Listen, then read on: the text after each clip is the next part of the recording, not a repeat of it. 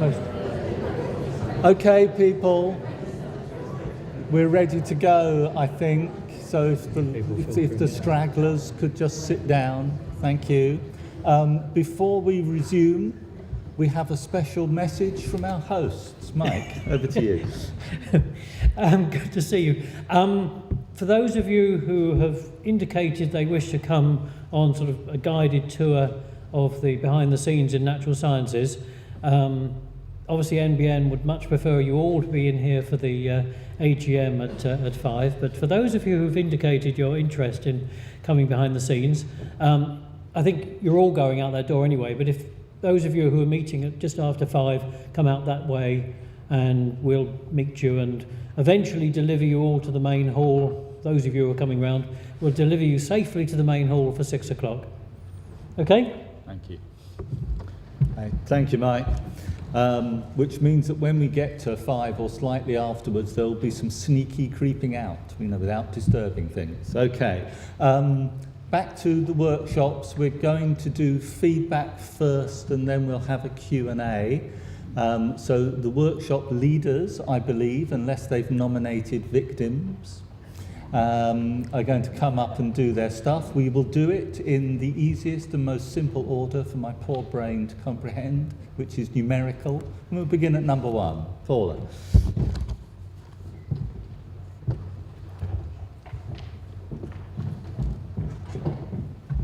Thank you very much, and thanks to my group. We had a really good discussion about how the NBN Atlas could be improved for marine data. We got quite a lot of points which I'm going to take away and write up, so I've just been informed, but I'm just going to read out 3 right now.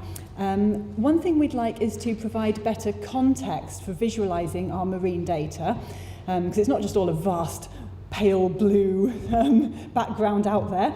And we thought this could be done using existing web map services and web feature services from some other organisations. And Dan Lear from the MBA has very kindly agreed to take the lead on this. And all of those, all the wider marine community will support this as well. The second issue was data quality, and this is not an issue that's restricted to marine records, obviously, but all of the data sets will have some dodgy records in them. And rather than moan about this, we thought we'd like to do a pilot project to come up with a short list of some priority records, things that could be maybe climate change indicators, non-native species, conservation priorities, or things that have had recent taxonomic revisions, and things where we really want the data, the baseline data, to be right. It's great if it was right for everything. And with this manageable shortlist, we will kind of have a little working group, little panel of marine experts, and apparently this is going to be in a room with cake. But we're going to kind of download all the records for these key species and kind of blitz this and look at where are these dodgy records and contact the data providers. And the crucial thing is that the NBN Secretariat would support the project, and if we don't get responses within an agreed time frame, like say 6 months or 9 months, that these records could then be flagged up as queried and not shown by default. And the good thing about this project, apart from cleaning things up, it would actually give us some quantifiable data on the scale of this problem. We can actually gauge what it takes to tackle this and see, are things actually as bad as they seem? And I think it also shows that all data sets have dodgy records. It's not 1 or 2 organisations' fault. And I think it would be motivating to show that if you can clean up a few key species, it might be something other people want to adopt and try. And we also had some discussion, another way of improving data quality would be through the kind of record commenting functionality, which I know is being discussed to be brought back anyway, and that functionality exists on the Atlas of Living Australia, is that right? So when that becomes available, the marine community would very much like to support that. So the lead people on this, again, the MBA, and I would also be happy to take a coordinating role with liaison with some of the schemes and societies that I'm involved in, like British Phycological Society and Conchological Society. And our last one was on the taxonomy, because we were lucky enough to have Chris Raper in our working group, who manages the UK species inventory. And a couple of actions there, which might not mean a lot to the non-marine people. We're going to align the UK species inventory with the live version of MS BIOS, which is marine species of the British Isles and adjacent seas, so kind of bring the taxonomy in line. And the other kind of sub-action of that is that we'd like more regular updates of the taxonomy, because Chris is doing his thing with all of us in the marine community. Keep letting him know about changes and new arrivals. We'd like to see that filter through to the Atlas, and also to all the other things like iRecord more frequently if that's possible. And Chris and the rest of us do what we can to make that happen. If that sounds okay? Fantastic. You've set a standard for others to aspire to. Tom, let's see how well you do. What we're going to witness now is regression to the mean. Okay, so in workshop 2, we were talking about what different users want from the Atlas, what the barriers to what they want are at the moment, and how we might fix that. And we had quite a large group, so we actually split up into small groups, and everybody was talking pretty much constantly for the time they were in small groups, having some really interesting discussions. What I've tried to do here is to summarize some of the outcomes of that, although there was much more as well. One of the things that became obvious was we identified at the beginning as a group, we identified I think 14 or 15 potential user groups. And one of the comments was that not all of these people perhaps should be using the NBN, or at least the NBN Atlas wasn't the ideal platform for what they need to do. And so the Atlas should perhaps be clearer about what it can do really well and what it's not quite so appropriate for. It can't be all things to all users. And so we need to be clearer about what the best applications of the Atlas are. And Ellen Wilson is going to take this forward in terms of what the purposes of the Atlas are. There were issues which came up in pretty much every group, and the main one was on access control. We didn't go into that in a lot of detail because it's something that is kind of bigger than our group. But just to flag up that that's an ongoing problem that needs resolving, and a sort of general feeling that levels of access are preferred over all or nothing. Two other things where we thought there were potentially some concrete fixes. We talked about better integration with universities and the research community. Partly that's people like me who want to use data, but we also talked about harnessing data that is collected, often publicly funded, in research projects in universities and research institutes, and which then may be nominally made available at the end of the project, but not in a form that's easy to use, and it doesn't feed directly into the NBN, for instance. So we thought it would be useful to think about how we can better integrate, provide both carrots and sticks for researchers, so it becomes part of the workflow of research, that when you collect data in the field, you have occurrence data, which that might not be the reason that you've collected the data, but it's useful data which can feed into the NBN. And again, Ellen is going to work with Joe and liaise with me as well to look at how we can integrate better with universities, for instance, thinking about things like affiliated universities, NBN affiliated universities. We might also want to consider the role of publishers and funders as well, as kind of gatekeepers who can potentially wield a stick. The last point that I'm going to raise here is about public engagement. We had a discussion about how suitable the NBN Atlas is for public engagement, and we felt that not enough people are aware of it, and when they do stumble across it, they might have fun exploring the NBN, but they might not know particularly how well to interpret it. The difference between verified and unverified records, the lack of records for sensitive species might not be immediately apparent to them, and so on. And the best fix, we thought, was to actually use public engagement professionals and to give them a certain amount of training for how to tell stories with NBN data.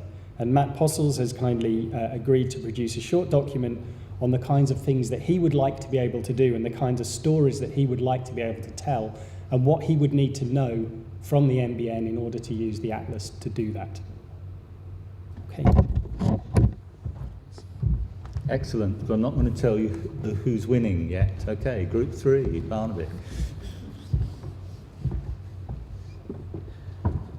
Thank you. Joe clearly felt that you hadn't heard quite enough from me today, so I'm going to do a bit more. So I was leading Group 3, which was looking at the NBN data flow pathway, and particularly how some of the data flow tools can be used to support that. I want to start by saying a massive thank you to my group, particularly my willing scribe, who managed to generate about 15 different sides of information. Although this does give me the job to get this down into 3 points, which I failed miserably to do, so I'm going to go through more. So the first point we came up with is verifiers often feel very isolated and don't always have contacts to who each other are. So we talked about the idea of having a verification network, and we wanted to take forward Merit and BioCollect as a way of potentially promoting this, so that verifiers have got links through to other verification schemes, verification processes.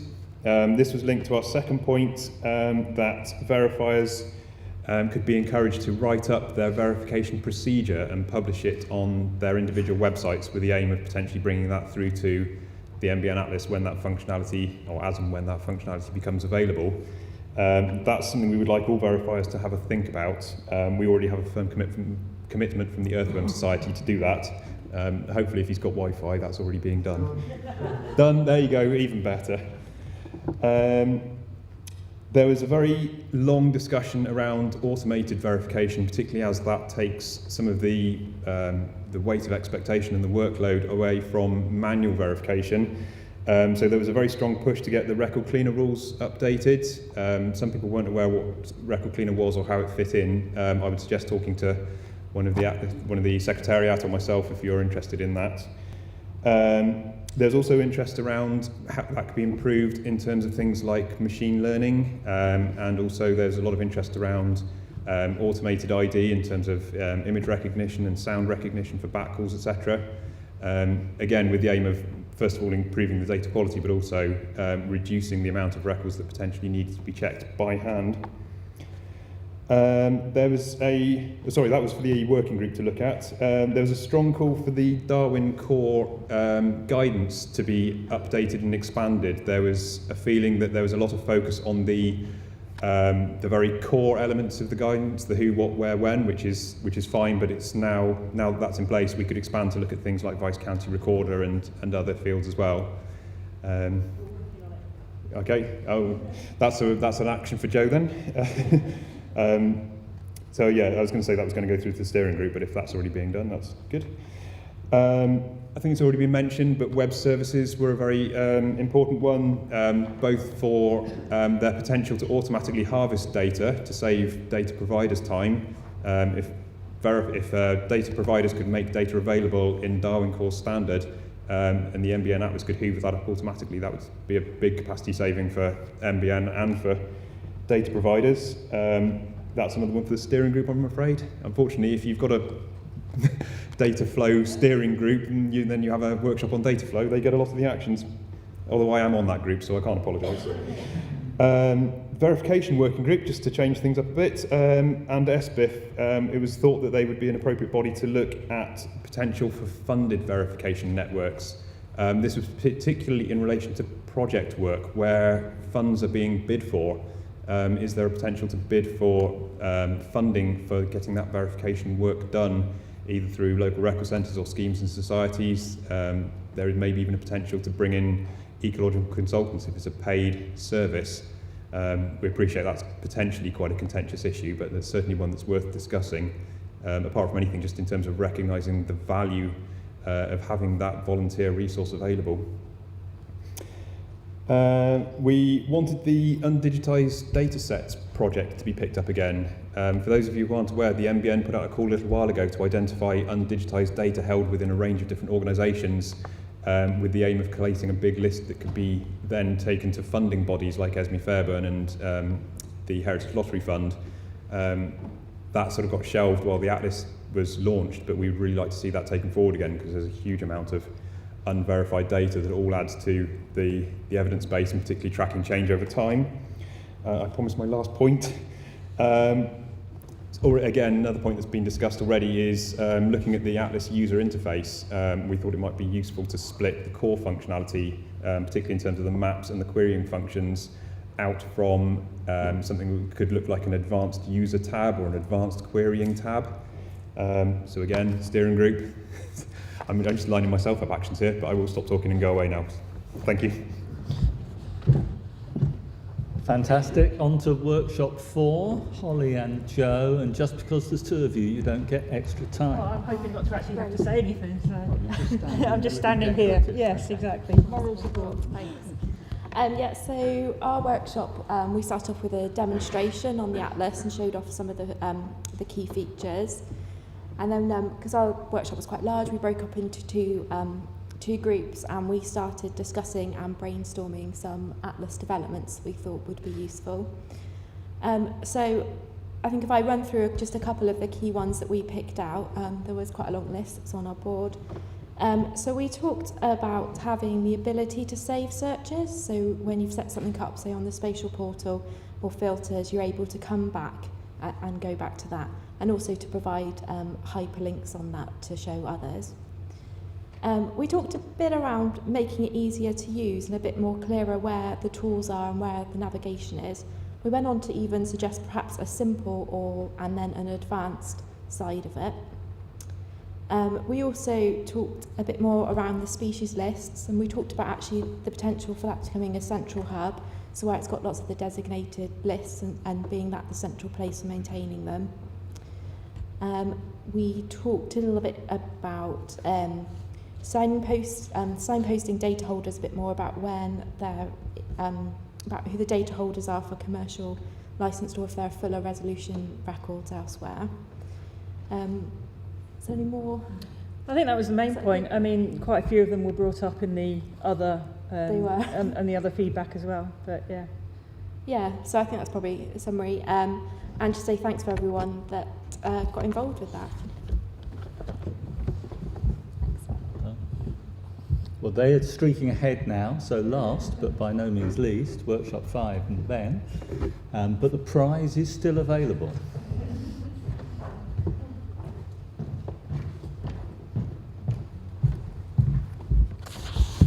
Okay, I led workshop 5, and we were tasked with identifying the barriers to sharing data with the NBN Atlas, and how can we overcome them. It was a big group, so we split into 3 smaller groups to discuss the points and then confer as we're going through. There was lots of thought-provoking discussion came through. A lot of writing went down, so I've tried to summarise those in some summary points, obviously. Like I say, there is a lot more, however, so apologies if I don't cover everything. There were quite a few questions in the AIM here. I don't know if you've seen it, but the main one we tried to tackle was understanding what was preventing data. Now, there are a few key things that came through in all 3 groups, and they've also been picked up in some of the other workshops by the sound of it, which is quite interesting. One of the main ones, I did a straw poll show of hands, near unanimous, was for the return of the access controls. So that's one I think will be taken away. There was also a lot of concern around the clarifying data flows, trying to improve our understanding of who's doing what where and whose responsibility it should be to try and enable data flow, depending on the context.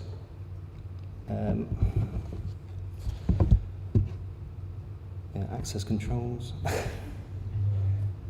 And another key point that came up was the validation and software issues. So there is some concern around technology, and maybe that needs to be standardised. So, for example, providing guides to development.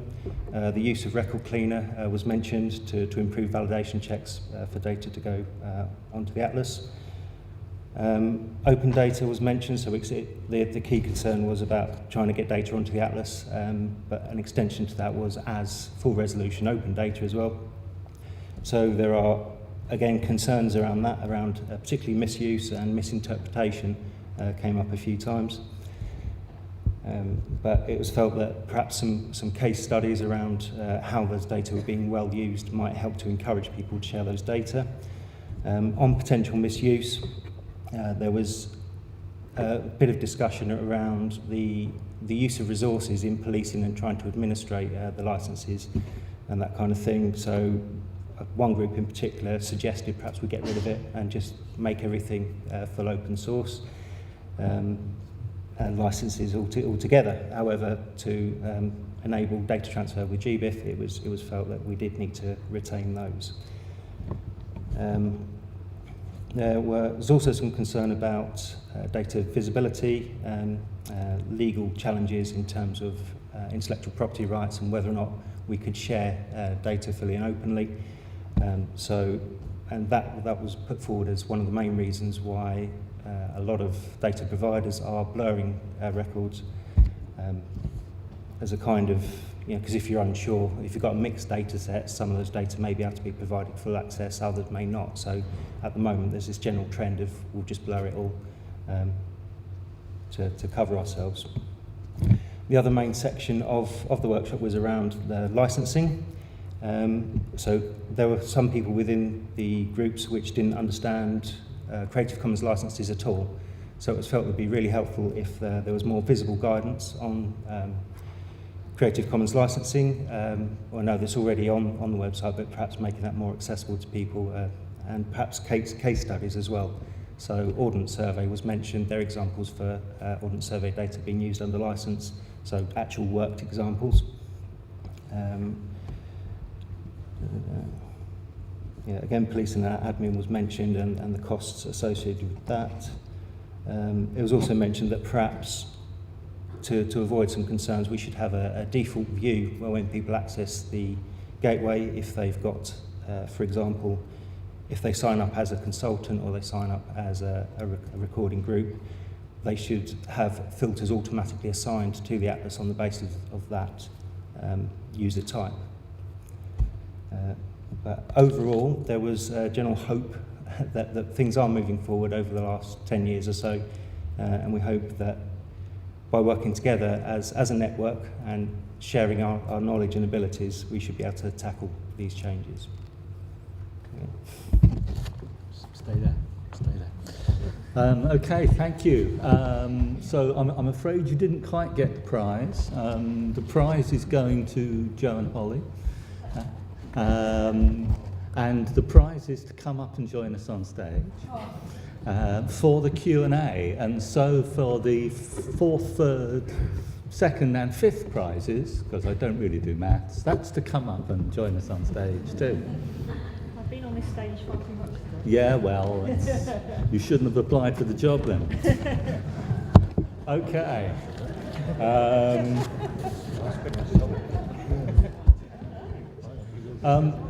We're miraculously back on track, so thank you guys for that. So we've got 15 minutes for questions. So questions, brief comments, no speeches, please. Anyone? Up at the back here. Can you wait for the mic? Is there anybody on the other side we can bring a mic to whilst this is going on? No, okay.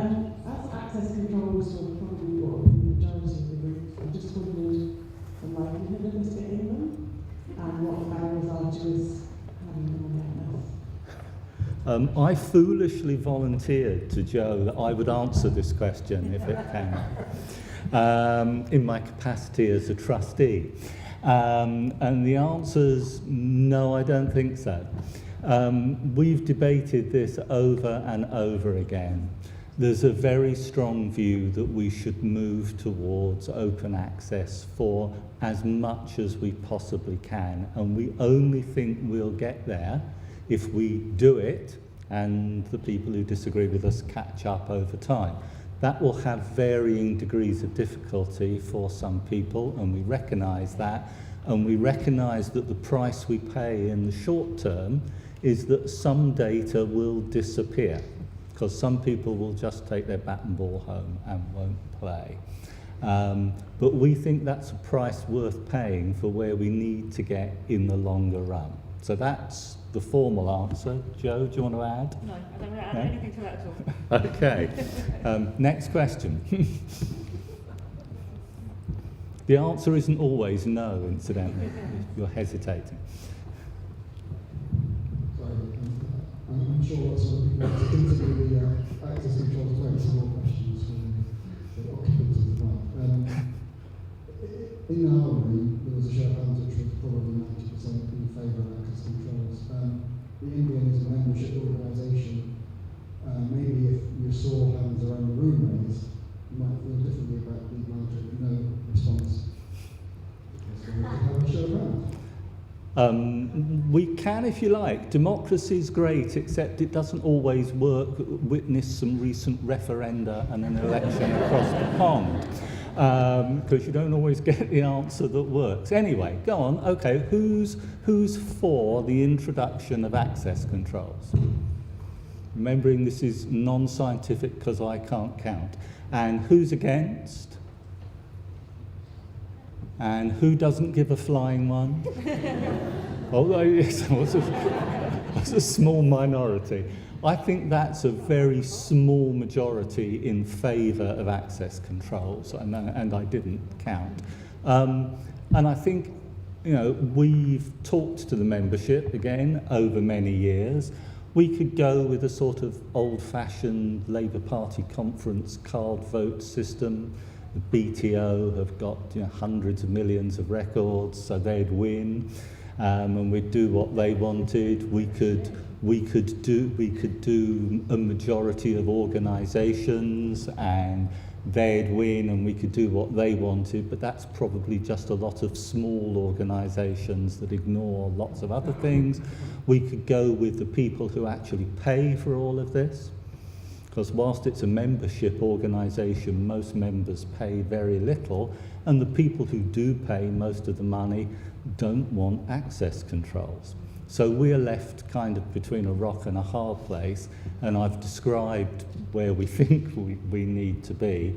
And I think there will always be exceptions to the rule. There will always be hard cases that we'll need to look at hard, but hard cases make bad law, and we can't just keep being defensive about all this stuff. Right, next question. Oh dear. Good man. Yeah, based on the fact that there's going to be no access controls, People listen. how do you think you deal in the interim, which could be several years, or it could be several months, or it could be several decades, between getting to a point where the gateway was, with some very detailed data, given detailed access to people, to where you are now, where there's a lot of data at very coarse resolutions, and how do you deal with that? Okay. You just have it there. Passing that over to me now, Ian. No, I just wondered if you wanted to. So, at the moment, actually, we have got the majority of the data we have on the Atlas is at 1 kilometre resolution, so it's not very coarse, I don't think. What we don't have is the ability for people to get access to higher resolution data through the Atlas, like was on the gateway. But with having what data you want, and an open license doesn't necessarily mean capture resolution. It just depends on whether what you can use that license for. So we currently have 3 open licenses and 1 shared license, which is the non-commercial. And with the Atlas, it's a way to signpost to those organisations that have that higher resolution data available, or that can deal with that data for commercial partners. So the difference between the Atlas and the gateway is not that all of this data was available through the gateway and it's not available through the Atlas. It's just that it wasn't available to everybody through the gateway, but there was a simpler system for gaining access to it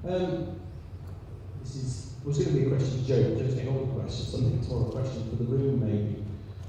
We're going to be back in a similar venue, nice to do this, in a year's time, 2 years' time, 3 years' time. What metrics do people think we should be judging how well the NBN Atlas is succeeding over the years to come? I suspect there might be some written down, but what people think we should be judging the success of this endeavour on?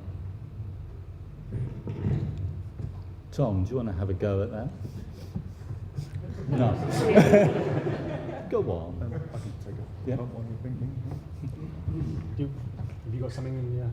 I'm a big mouth, I can come up with something to say. At the top of that. Yeah. Paula as well. Yeah.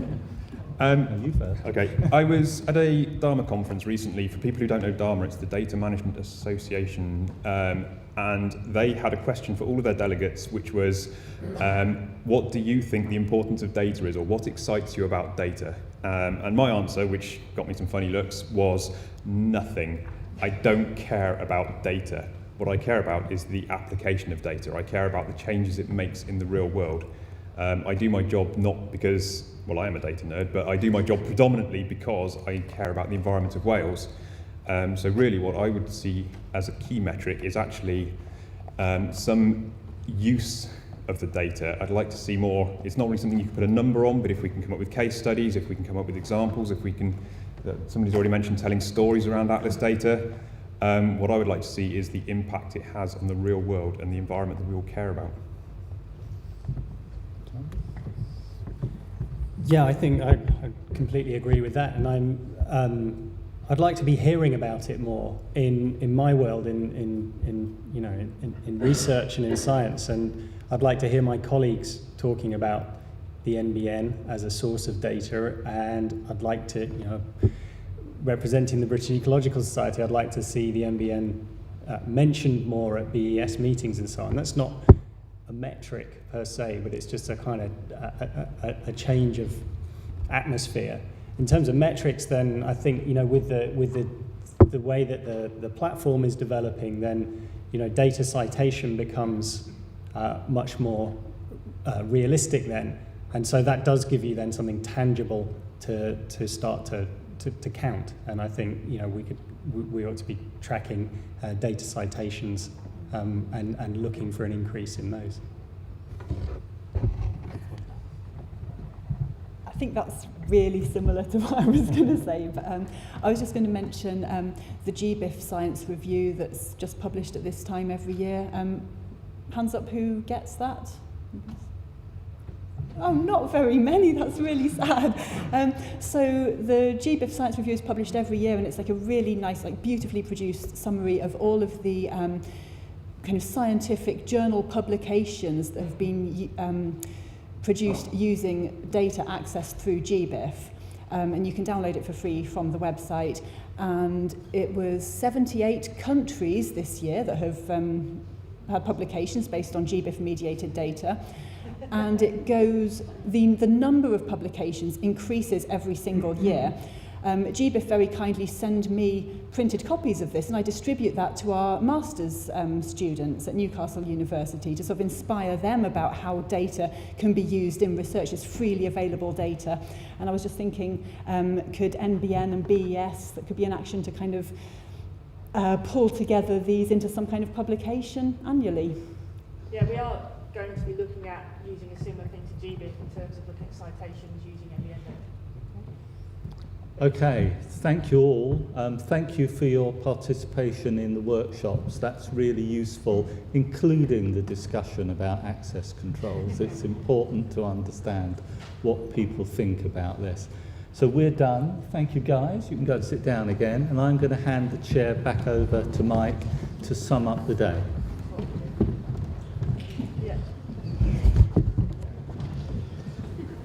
Thank you very much, Andrew. I really want to sum up more by saying thank you, I think. We've had a varied, but I think fascinating and very interesting day. And I would like to thank the speakers this morning, and I'd like to thank the leads from the workshop this afternoon. Workshops tend to be rather unorganized thoughts being fired out, and I thought the raconteurs or the leaders have just presented masterful summaries. I don't know where they conjured it from. So thank you all to them. So let's just give them a round of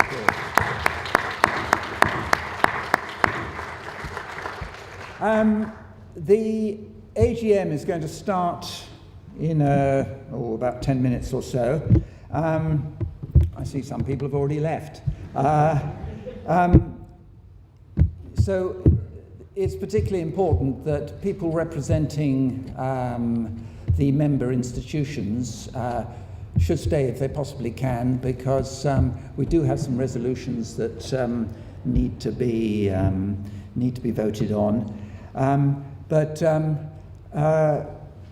if you're going to leave now, and I hope not many of you will, but if, you should certainly return for the awards ceremony, which is great fun. There's some drink and canapes, and it's a wonderful opportunity to reward a number of different people and institutions for what they've done in biological recording. There's 7 awards being given, and I think you'll find it's quite uplifting to hear what these people have done. The award ceremony starts at 6, and then the presentations will be at 6:30, and the event will certainly end by 7:15.